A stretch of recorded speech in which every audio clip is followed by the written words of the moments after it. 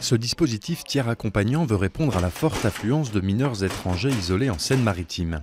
Il y en aurait 454 en ce moment, un chiffre qui, selon le département, aurait doublé en 3 ans. Son principe, faire appel à des familles d'accueil pour pallier la saturation des foyers d'hébergement. Les dossiers d'une quinzaine de familles sont à l'étude actuellement.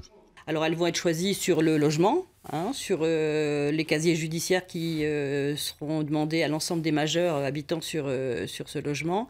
Et puis au suivi qui sera mis en place et à l'évaluation. Il faut aussi vérifier que ces familles ont bien compris le dispositif, qu'on est sur du bénévolat durable, on n'est pas sur quelque chose d'aléatoire. Donc il faut vérifier tous ces éléments.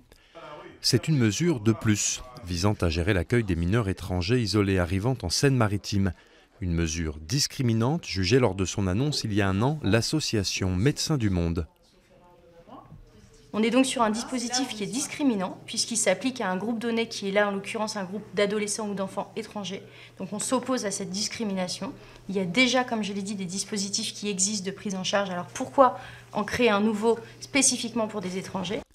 Vigilantes sur ces questions, les associations de défense des réfugiés avaient fait condamner le conseil départemental de Seine-Maritime l'été dernier devant le tribunal administratif de Rouen pour n'avoir pas trouvé d'hébergement à 6 mineurs isolés. Le dispositif tiers accompagnant a déjà été testé dans le Calvados où 4 jeunes ont pu en bénéficier. Il devrait être lancé au printemps prochain en Seine-Maritime.